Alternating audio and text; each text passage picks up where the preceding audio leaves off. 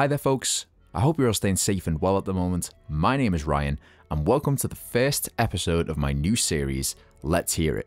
Throughout this series, we're going to be digging into the guts of video game audio, from some of my favourite games and any games that you guys would like to recommend. We're going to be looking at the audio, how it was made, see if we can recreate it, and any indication as to how it was implemented or used in the game.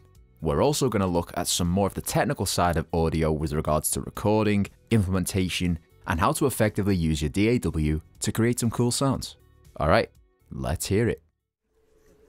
I hear her thoughts.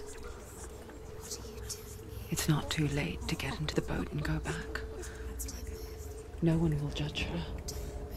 No one will ever know.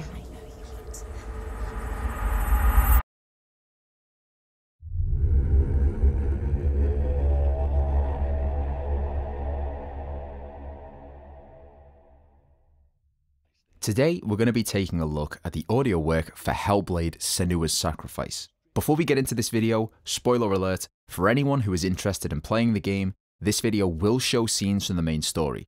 So if you don't want anything spoiled, it may be worth skipping this video until after you've done so. Hellblade is a game that follows lead female protagonist Senua. What becomes clear very quickly is that Senua is suffering from psychosis, a mental health condition where the individual essentially loses their touch with reality, seeing and hearing things that aren't actually there. Developers Ninja Theory took it upon themselves to try and portray the effects of psychosis in a level of detail that is pretty amazing. And the results, well, they speak for themselves. The following clip is a short segment from the game, and after watching it, you'll hear what I mean. Take a listen. Don't kill me. I'm not one of them. Don't listen. I was just hiding. I find I live longer that way. Don't listen. I'll never let the bastards catch me again. Never! Wait. Who are you? It's just a memory. Drew? Is that you? Yeah, pretty terrifying, right? One of the first things that players notice about this game is the choice of strange or weird sounding dialogue from most of the games out there. It's because of a particular recording technique used for this game that you get the unique sounding dialogue of Hellblade. Ninja Theory decided to use binaural audio for this, probably utilising hardware such as the 3DO FreeSpace or the slightly more expensive Neumann KU100 dummy head. I'll just let you guys go Google the price for that. What makes them even more special is that they are set up and based around the human skull, giving an even more accurate representation of audio as we hear it in the real world. If a sound source is coming at you from your left side, your left and right ears pick that sound up differently. The left side picks up the majority of the incoming sound, and the right ear picks up some of that sound a few milliseconds later. And why? It's actually just the physics of sound. The fact is that in between our ears is a dense object, meaning that sound pressure in the air has to try and go through and around it to continue moving. This is how we perceive direction. Having two ears allows our brain to determine where a sound is coming from all around us in 3D space, calculating the minute differences between the audio information reaching each ear. Using binaural recording for a game such as Hellblade is definitely a stylistic choice, but it's also a fine example of one of the ways in which sound designers can exploit the human ear. Now, of course, the devs could simply record this with a condenser microphone like I am right now and pan the files left and right. But you simply won't get the same level of detail or the simulation of the human ear in this way.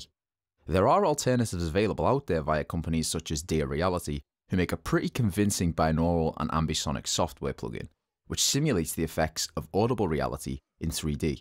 It's called Dear VR Ambi Pro, and there are a few versions of the software, including a free version called Ambi Micro, and the features are dialed down a little bit, but it's enough to tinker with binaural audio if you haven't done so before.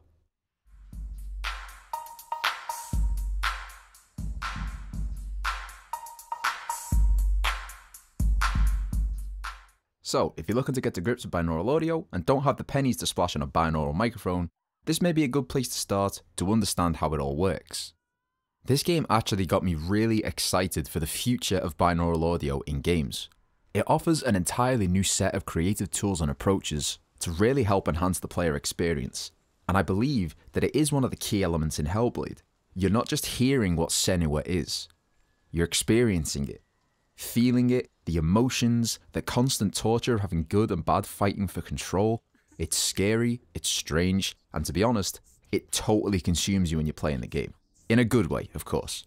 There were multiple times throughout my playthrough where I was supposed to be solving a puzzle, but I got so wrapped up in the ambience, the scenery, and the raging war going on inside of Senua's head. It's not difficult to find yourself becoming totally engrossed in the soundscape. Speaking of ambience, simply walking through the areas of this game, it's clear that the audio team have spent some quality time creating and designing these environments. Here's a little exercise for you guys. I'm going to play a short segment from the game.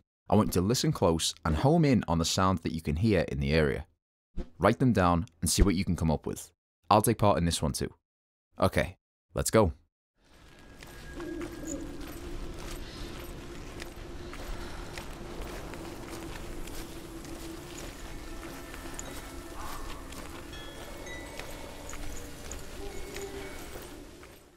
How did you do?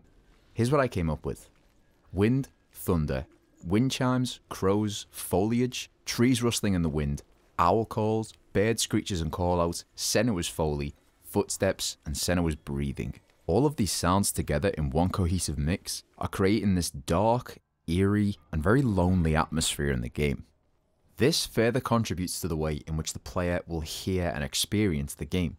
Keeping your viewer or player on edge will induce a sense of anxiety and nervousness, which can trigger a slight adrenaline rush. Under the effects of adrenaline, the human body's primary senses are heightened. This is particularly the case for our ears. Sounds that are quiet and almost unheard in a mix, all of a sudden become much more prominent and audible when we're nervous or on edge. This is a trick that many sound designers have used for years in the horror genre, but it also applies here in Hellblade too. We're constantly listening for the voices in the character's head, leaving us somewhat distracted from the immediate events in front of us. But when they catch you at the right time, well, this clip will explain it better than I can, of what really well placed dialogue can do to enhance the emotional aspect of a scene.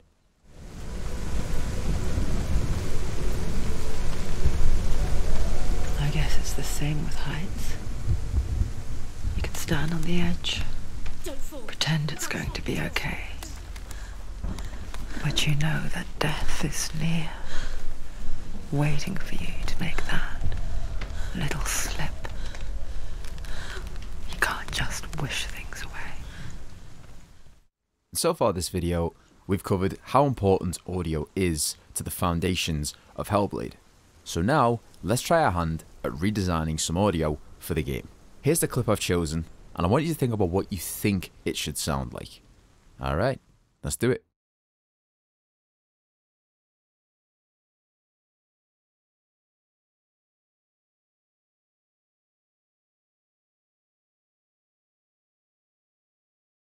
So, for most redesigned scenes that I do, I like to start with the ambience. This is mainly just to try and get the atmospherics of the location dialed in right from the off. Here's what I came up with for the ambience.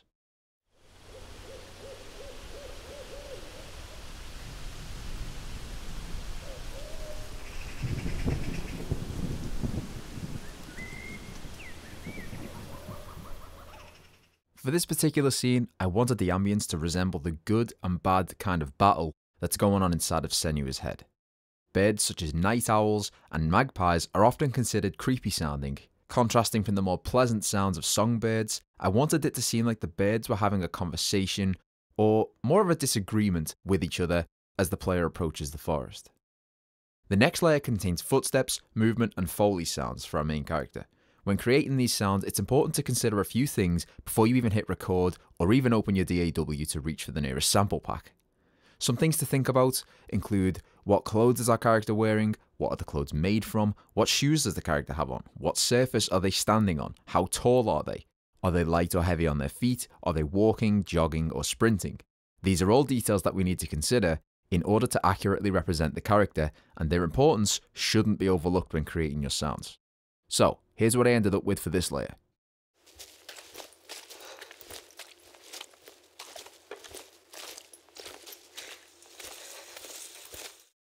Now for the stone. I wanted this to have an almost magical aura to it. If we were to use an adjective to describe this sound, cold is what I was thinking. As the player approaches, the stone activates and gives off a gentle metallic vibration the closer the player moves towards it. I'll play that layer for you guys now.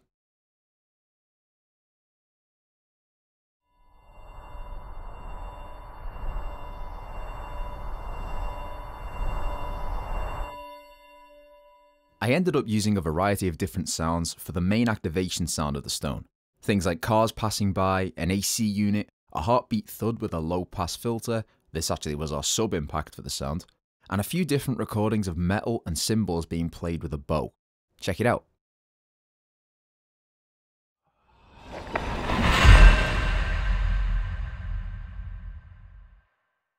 After that, I was happy with the design. I added some gentle compression to the grouped sounds to help glue everything together, and without further ado, here's the final mix of our redesign.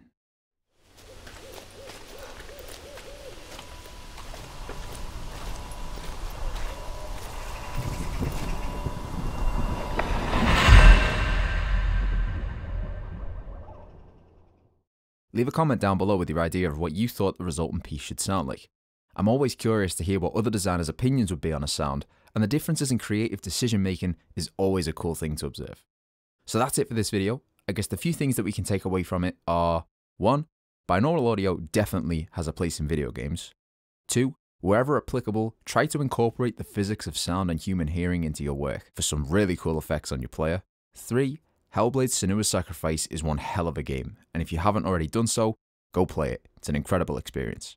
To sum this video up, I'll leave you with a quote from former AV Club games editor Matt Girardi. Upon finishing the game, it's not entirely clear what, if anything, you did was real, and what was constructed by Senua's mind.